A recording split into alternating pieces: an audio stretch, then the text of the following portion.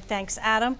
Population and workforce numbers in parts of the North Country continue to decline. Over the years, politicians have stood on this stage promising help and money to bring jobs and revive the economies in rural New Hampshire communities. Considering the trends, is that kind of government spending worth it? And we'll begin with you, Mr. Burns. I mean, probably not. It depends, though. I mean, obviously, we've got a robust travel economy up there, and I think that that's more of a state issue on how they're going to spend their money, opening up ski resorts, allowing people to expand. Obviously, there's certain regulation that's kept some of the corporations from being up there.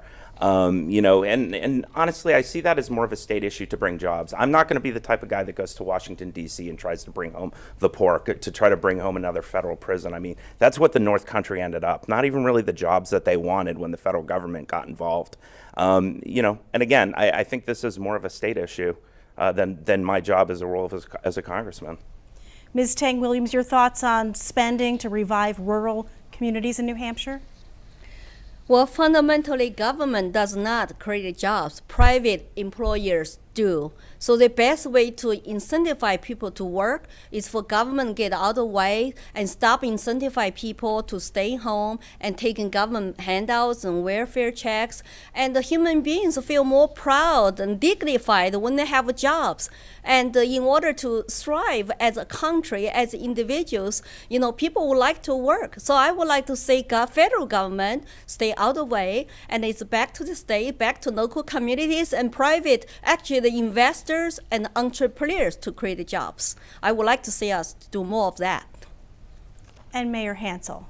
It's become the modus operandi for Democrats in Washington to find a problem in our society, throw money at it, get a photo opportunity, and then move on to something else. That is not good government, and we have to work to stop it. I would love to stand up in Congress and talk about my experience as a mayor, as a business owner, at the end of the line. So the federal spending comes from the feds, it goes to the state, it gets all the way down. I know what's worked, and I know a lot of stuff that hasn't. A lot that's just been wasteful and a bad investment for the American taxpayers. We need people to go down to Washington and focus on solutions and make sure that we have accountability, transparency in these programs so that they're providing a good return. I'd love to see tax credits in the state. We have to incentivize private businesses to help our communities, which they're very capable and willing to do with the right incentives.